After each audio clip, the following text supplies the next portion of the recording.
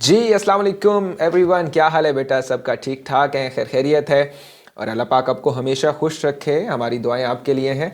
और स्टार्ट कर रहे हैं हम काइनेटिक एनर्जी से, क्योंकि इससे पहले हमने एनर्जीज की डिफरेंट टाइप्स को स्टडी किया, जिसमें हमने इलास्टिक स्ट्रेन एनर्जी देखी, देन हमने chemical energy, nuclear energy, electrostatic energy, internal energy को हमने डिस्कस किया। आज हम डिस्कस कर रहे हैं स्टूडेंट्स काइनेटिक एनर्जी को, और ये बहुत ही इंपॉर्टेंट है क्योंकि आईजीसी और ए लेवल में ज़्यादा जिस एनर्जी पे फोकस किया जाता है वो आपकी काइनेटिक एनर्जी और पोटेंशियल एनर्जी होती हैं। सो आपने देखना है कि किस तरह से काइनेटिक एनर्जी का कम्बिनेशन बनेगा, किसके साथ? आपका वर्क डन के साथ। क्लियर हो गया? स्टार्ट कहां से करते हैं? सिंपल सा कॉन्सेप्ट करते हैं, क्योंकि एनर्जी है तो हम ये वर्ड जरूर यूज करेंगे, ability of a body to do work. ये तो स्टूडेंट्स एनर्जी की डेफिनेशन होगी। ड्यू टू मूवमेंट और ड्यू टू मोशन, स्टूडेंट्स ये वर्ड बड़ा इंपॉर्टेंट है।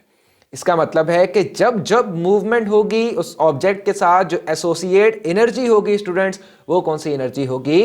काइनेटिक एनर्जी होगी। तो सेम केस है आपके पास कि अगर आपको कोई ऑब्जेक्ट कोलाइड करे आपके साथ जिसका मैस क्या है स्टूडेंट्स, फॉर एग्जांपल इमेजिन कर लीजिए मैस है उसका 5 kg, जो कि बड़ा ही हल्का सा मैस होता है, और ये किस स्पीड से आपको हिट करे, ये वेलोसिटी इसकी हो 1 मीटर पर सेकेंड, तो ऑब्वियसली आपको इतना डैमेज नहीं देगा।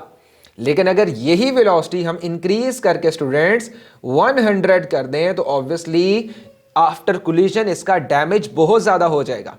इसका मतलब है कि जितनी ज़्यादा स्पीड होगी वैसे वैसे काइनेटिक एनर्जी जो उस ऑब्जेक्ट के साथ एसोसिएट है वो ऑब्वियसली इंक्रीज होती जाएगी। सो यहां से आपने डेफिनेशन स्टूडेंट्स पढ़ी कि डेफिनेशन क्या कहती है? Ability to do work.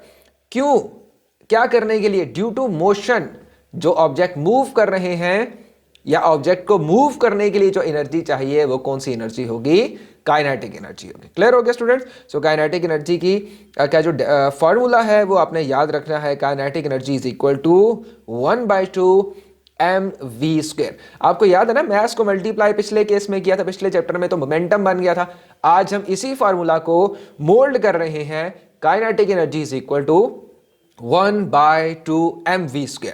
अब ये फार्मूला कहां से आया, इसकी क्या डेरिवेशन है? तो स्टूडेंट्स केम्ब्रिज में हमें डेरिवेशन पे फोकस नहीं करना होता, हमें सिर्फ इसका जो इक्वेशन बन गई है हमने इसी इक्वेशन को यूटिलाइज किस तरह करना है ये ज़्यादा इंपॉर्टेंट होता है। तो आप देख रहे हैं इन सारे इमेजेस में ये जितने भी ऑब्जेक्ट्स हैं ये क्या कर रहे हैं? मूव कर रहे हैं। लिहाजा मूविंग ऑब्जेक्ट के साथ जो एनर्जी एसोसिएट है वो कौन सी एनर्जी है स्टूडेंट्स?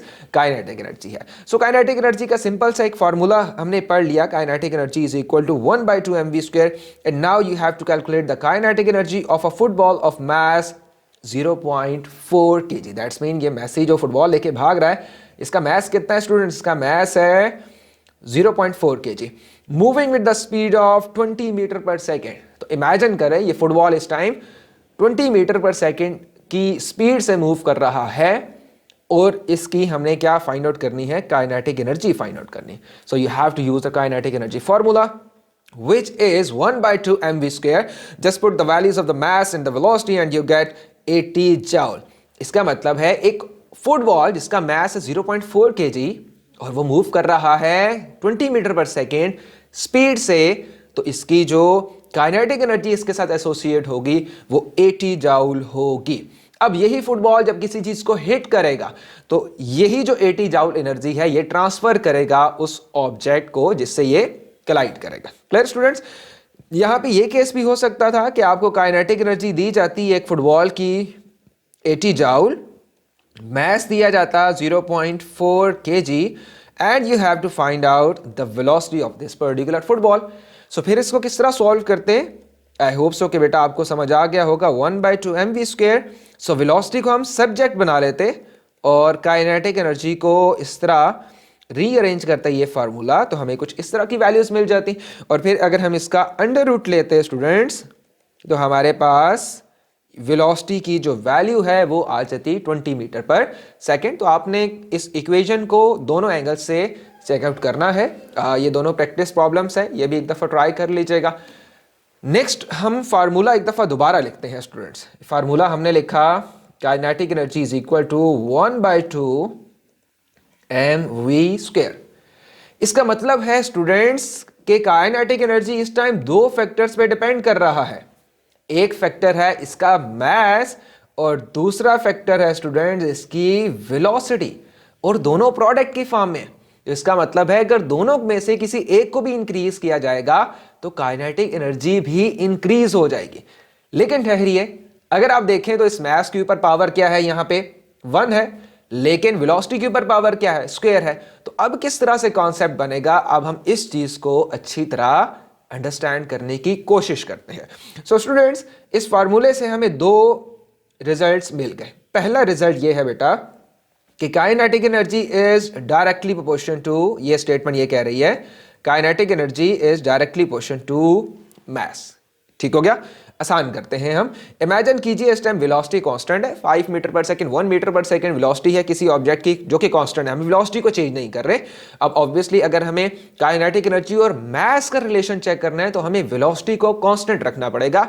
इसी तरह अगर हमें काइनेटिक एनर्जी और वेलोसिटी का रिलेशन चेक करना है तो हमें मास को कांस्टेंट रखना पड़ेगा। सो हम फर्स्ट केस के लिए रिलेशन चेक करते हैं, kinetic energy is directly proportional to mass keeping velocity constant. Clear हो गया?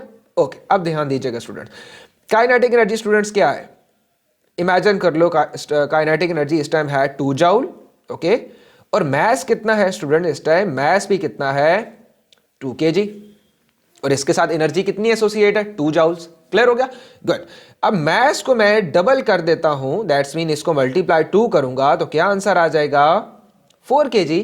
अब आपको मालूम है कि पहला रिलेशन क्या कह रहा है कि kinetic energy is directly proportional to मास।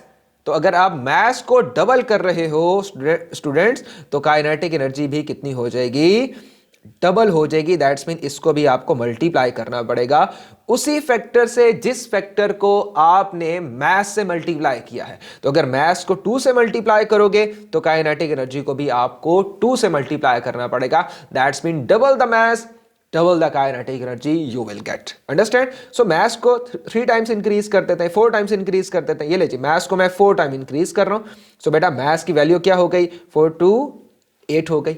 अब mass को मैंने 4 times increase किया है तो kinetic energy को भी मुझे क्या करना पड़ेगा, 4 times increase करना पड़ेगा, तो ये 8 जूल्स हो जाएगी। इजी, ठीक है। जरूरी नहीं कि काइनेटिक एनर्जी 2 जूल ले ले, आप 10 जूल ले ले, ये ले हम 10 से कर लेते हैं। क्लियर हो गया? सो जितनी भी काइनेटिक एनर्जी आपके पास उस टाइम अवेलेबल है या एसोसिएट है आपके मूविंग ऑब्जेक्ट के साथ, आपने मास को 4 टाइम्स किया तो काइनेटिक एनर्जी को भी 4 टाइम्स करना पड़ेगा। आपने मास को 3 टाइम्स किया तो काइनेटिक एनर्जी को भी 3 टाइम्स करना पड़ेगा। दैट्स मीन आपने इंफॉर्मेशन गेन कर ली कि kinetic energy is directly proportional to mass. Okay students, अब हम स्टूडेंट्स रिलेशन चेक करने लगे हैं किसका, काइनेटिक एनर्जी और वेलोसिटी का। सो हम लिखते हैं kinetic energy is directly proportional to velocity. क्या मैंने सही लिखा? नहीं स्टूडेंट्स। क्यों? क्योंकि वेलोसिटी के ऊपर स्क्वायर है, that's mean I have to take square over there. Clear? By keeping mass constant, mass को क्या रख लिया हमने स्टूडेंट्स, कांस्टेंट रख लिया। दैट्स मीन 5 kg है तो 5 kg ही रहेगा। ओके, अब जरा ध्यान दीजिएगा, काइनेटिक एनर्जी स्टूडेंट्स कितनी है, ये मैं इस केस के लिए बात करूं। काइनेटिक एनर्जी इस टाइम है 2 जूल्स, ओके, और वेलोसिटी कितनी है स्टूडेंट्स, वेलोसिटी है 2 मीटर पर सेकेंड। अब आइडियल केस ले रहे हैं ना, सिंपल सा केस ले रहे हैं, मैं आपको समझाने लगा। ओके, वेलोसिटी को स्टूडेंट्स मैं इस टाइम डबल कर देता हूं। जब वेलोसिटी को डबल करता हूं तो ये कितनी हो जाती है, ये 4 मीटर पर सेकेंड हो जाती है। दैट्स मीन मल्टीप्लाई मैंने किससे किया, 2 से। तो काइनेटिक एनर्जी की वैल्यू वेलोसिटी को डबल करने से क्या हुई स्टूडेंट्स, अब जरा ध्यान से देखना है, यहां पे वेलोसिटी के ऊपर क्या है, स्क्वायर है। तो जितने टाइम्स आप वेलोसिटी को डबल करोगे उस फैक्टर का आपको स्क्वायर करना पड़ेगा। दैट्स मीन आपको काइनेटिक एनर्जी को मल्टीप्लाई करना पड़ेगा 2 के स्क्वायर से। सो 2 स्क्वायर 4, 4 मल्टीप्लाई 2, काइनेटिक एनर्जी कितनी हो गई स्टूडेंट्स, 8 जूल हो गई। आई होप सो कि आप इस कॉन्सेप्ट को अंडरस्टैंड कर पाएंगे। अब आसान करते हैं, ध्यान से देखिएगा। अब मैं वेलोसिटी को 3 टाइम्स कर रहा हूं, ओके, कितने टाइम्स कर रहा हूं, 3 टाइम्स। 3 2 6 हो गया। तो वेलोसिटी को मैंने ट्रिपल टाइम इंक्रीज किया है। अब क्या होगा स्टूडेंट्स, मुझे इसी 3 का स्क्वायर लेना पड़ेगा। तो 3 का स्क्वायर क्या हो गया, 9, 9 मल्टीप्लाई 2। अब जो एनर्जी आएगी वो एनर्जी होगी 18 जूल। तो आप देख रहे हैं ना कि kinetic energy is directly proportional to mass, double the mass double the kinetic energy. But what about the velocity, kinetic energy is directly proportional to velocity square. So अगर आप वेलोसिटी को डबल करोगे सो आपकी जो काइनेटिक एनर्जी है वो 4 times increase हो जाएगी। वेलोसिटी को 3 टाइम्स इंक्रीज करोगे, काइनेटिक एनर्जी 9 टाइम्स इंक्रीज होगी। इसको 4 टाइम इंक्रीज करके दिखाता हूं। ये देखिएगा स्टूडेंट्स, मल्टीप्लाई किससे कर रहा हूं मैं, 4 से मल्टीप्लाई कर रहा हूं। क्यों? क्योंकि वेलोसिटी में 4 टाइम इंक्रीज कर रहा हूं, एक्सेलरेट कर रहा हूं। सो वेलोसिटी को जब 4 टाइम इंक्रीज किया so velocity will be 8 metre पर second. Now what about the kinetic energy? You have to take the square of 4 square multiply 2, that's mean 4 4 16 and 16 multiply 2। So बेटा आपका answer आ जाएगा 32 answer आ जाएगा। Clear? ठीक हो गया? सो ये कॉन्सेप्ट आपने याद रखना है। इन लाइंस को, इन एग्जांपल्स को वीडियो पॉज करके आपने नोट डाउन कर लेना है।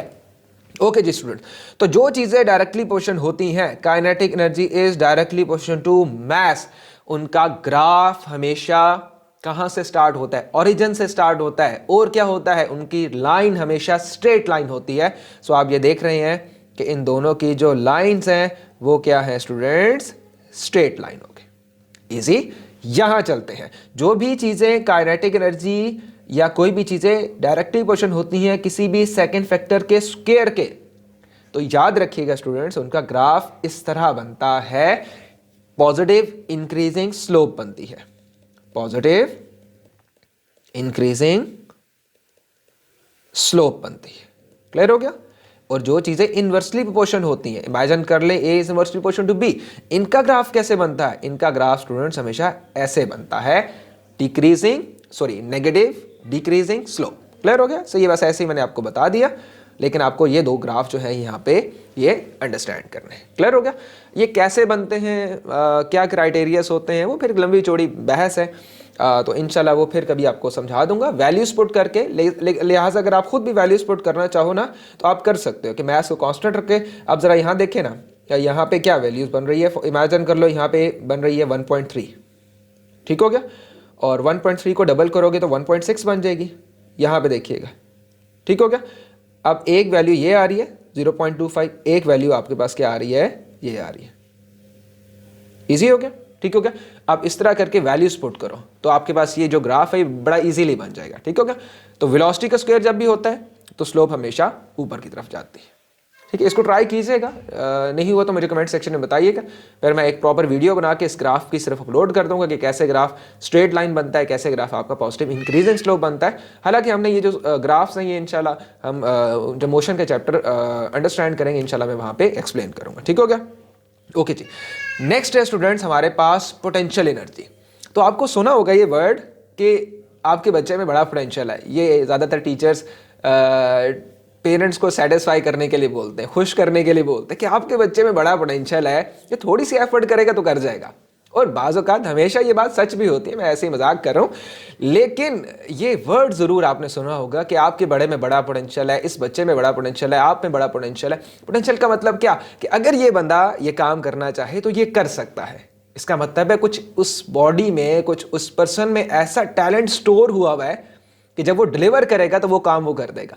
सेम यही कॉन्सेप्ट हम यहां पे अप्लाई करते हैं कि stored ability to do work, लेकिन कब? Due to its position in a force field. ये लाइन स्टूडेंट्स आपने समझनी है, due to its position in a force field. आसान करता हूं कि पोटेंशियल कैसे स्टोर होता है, ये बात याद रखिएगा। पोटेंशियल ऐसे स्टोर होता है, इमेजिन करो ये क्या है स्टूडेंट्स? अर्थ है, ओके? और अर्थ की फोर्स फील्ड या ग्रेविटेशनल फील्ड किस डायरेक्शन में होती है? हर ऑब्जेक्ट को ये डाउनवर्ड नीचे लेके आती हैं, ऐसा ही है ना? तो इमेजिन करो कि अगर एक बॉल को मैं यहां से ड्रॉप कर दूं तो ये बॉल किधर जाएगी स्टूडेंट? ये बॉल खुद ब खुद किधर मूव करेगी? डाउनवर्ड डायरेक्शन में मूव करेगी। तो ये तो कोई मुश्किल बात नहीं हुई, ऐसा है कि नहीं है? अब जरा ध्यान से समझिएगा, अगर इसी बॉल को मुझे मूव करवाना हो against the force field, against the force field, तो मुझे क्या करना पड़ेगा? मुझे इस बॉल के ऊपर अप्लाई करना पड़ेगा वर्क डन, ऐसा है कि नहीं है? और जब मैं इस बॉल के ऊपर अप्लाई करूंगा वर्क डन, सो ये ball against the gravitational field, against the force field move करके कहां आ जाएगा? यहां पे आ जाएगा। और ये बड़ी एक अनस्टेबल सी पोजीशन है, ऐसा है कि नहीं है? कैसे पता चला? जैसे ही इस पेन को मैं हाइट पे लेके ड्रॉप करूंगा ये नीचे मूव करेगा, अपनी स्टेबल पॉइंट की तरफ जाना चाहेगा। इसका मतलब है कि वो पॉइंट जहां पे हमने इसको होल्ड करके रखा है ये वो पॉइंट है जो कि इसकी पोजीशन है और इसकी position against the force field है। सो आपने देखा कि जब भी हम अगेंस्ट द फोर्स फील्ड कोई काम करवाएंगे और उस ऑब्जेक्ट को किसी खास पोजीशन पे रोक देंगे तो उस ऑब्जेक्ट के अंदर कोई ना कोई पोटेंशियल एनर्जी स्टोर हो जाएगी। वो पोटेंशियल एनर्जी से क्या करवाएगी? वो पोटेंशियल एनर्जी किसी और एनर्जी में ट्रांसफॉर्म होकर दिखाएगी। जब आप उसको उसी पोजीशन से रिलीज करोगे तो वही एनर्जी आपको वर्क डन करके देगा, वही एनर्जी आपको किसी और फॉर्म एनर्जी में ट्रांसफर होकर देगा। ऐसा है कि नहीं है? क्या मतलब निकला स्टूडेंट? मतलब ये निकला कि ये बॉल है, इमेजिन कर लो, ये मैंने क्या कर ली, यहां से मैंने लिफ्ट कर ली यहां पे। अब ग्रेविटी क्या? ग्रेविटी इसको नीचे खींच रही है। मैं क्या कर रहा हूं? अगेंस्ट द फोर्स फील्ड इस पे वर्क डन कर रहा हूं। तो जब मैंने इसको इस पॉइंट पे होल्ड किया, अब स्टूडेंट इसके अंदर पोटेंशियल एनर्जी स्टोर्ड हो गई है। क्लियर? अब जैसे ही मैं इसको रिलीज करूंगा, ये क्या किया? इसने नीचे मूव किया। इसका मतलब है स्टेशनरी था, पोजीशन में था, अपनी एनर्जी जो सारी की सारी पोटेंशियल इसमें था, इसने किस में लगा दी? इसने सारी की सारी पोटेंशियल एनर्जी को कन्वर्ट किया काइनेटिक एनर्जी में और डाउनवर्ड मूव किया। ऐसा है कि नहीं है? और केस कर लें एक। ओके, आप जब इलेक्ट्रिसिटी का चैप्टर पढ़ेंगे या पढ़ा होगा IG3 के बच्चों ने ऑब्वियसली, तो आपने वहाँ पे पैरेलल प्लेट्स के बारे में थोड़ा सा स्टडी किया होगा। ठीक है, तो जो बच्चे IG1 के हैं उनको थोड़ा सा मुश्किल लगेगा, लेकिन जो बच्चे IG3 के हैं वो अंडरस्टैंड कर पाएंगे। सो आपने देखा होगा कि ऊपर वाली प्लेट पे कौन सा चार्ज है? नेगेटिव चार्ज, पॉजिटिव चार्ज है। नीचे वाली प्लेट पे कौन सा चार्ज है? Negative charge. अब इमेजिन करो अगर मैं एक पॉजिटिव चार्ज को यहाँ पे प्लेस करके रिलीज कर दूं तो क्या होगा? ये खुद ब खुद नीचे मूव करेगा। ऐसा है कि नहीं? लेकिन अगर इसी चार्ज के ऊपर मैं कोई वर्क डन अप्लाई करूं और इसको मूव करवा के स्टूडेंट्स में कहाँ ले जाऊं? यहां ले जाऊं, तो अब क्या होगा? इसका मतलब है आपने वर्क डन किया। क्या करने के लिए? इस चार्ज को मूव करवाने के लिए, अगेंस्ट द फोर्स फील्ड। तो जब यही चार्ज आपका यहां पहुंचेगा तो तब इसके अंदर इलेक्ट्रिक पोटेंशियल एनर्जी स्टोर्ड होगी।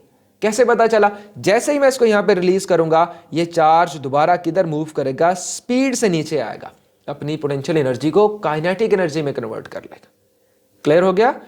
सो बेसिकली हम समराइज करते हैं, कुछ एनर्जी स्टूडेंट्स हमारे पास होती है इलास्टिक पोटेंशियल एनर्जी, जिसमें हम स्प्रिंग को कंप्रेस करते हैं।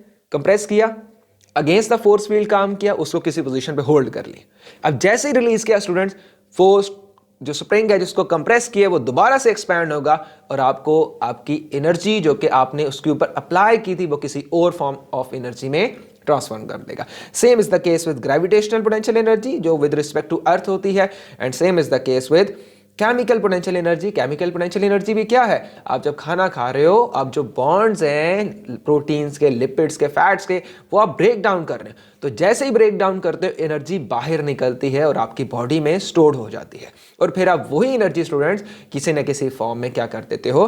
ट्रांसफॉर्म करके यूटिलाइज कर देते हो। क्लियर हो गया? सो यहां से आपने डेफिनेशन को अंडरस्टैंड किया। याद रखिएगा, पोटेंशियल एनर्जी हमेशा किसी फोर्स फील्ड के अंदर स्टोर्ड की जा सकती है। फोर्स फील्ड समझ आ गई ना, कि ग्रेविटेशन पोटेंशियल एनर्जी नीचे की तरफ फील्ड लाइंस हैं, इलेक्ट्रिक फील्ड लाइन प्लस से निकल रही है, नेगेटिव की तरफ जा रही है। स्प्रिंग को कंप्रेस कर रहे हो तो वो अपनी ओरिजिनल पोजीशन पे नहीं है, आपने उसको कंप्रेस कर दिया, आपने उसको एक्सपैंड कर दिया हद से ज़्यादा। सो ये सारी की सारी एनर्जीज आपकी स्टोर्ड एनर्जी आपकी बॉडी में, आपके ऑब्जेक्ट्स में स्टोर्ड हो जाती हैं, और फिर जब ज़रूरत होती है तो वही एनर्जी आपकी यूटिलाइज हो जाती है। ठीक हो गया? तो नेक्स्ट लेक्चर में हम पोटेंशियल एनर्जी को आगे लेके चलते हैं और इसके बारे में हम फार्मूला भी इंशाल्लाह समझेंगे और डिटेल इन्फॉर्मेशन भी आपसे डिस्कस करूँगा। टेक केयर, अल्लाह हाफ़िज़।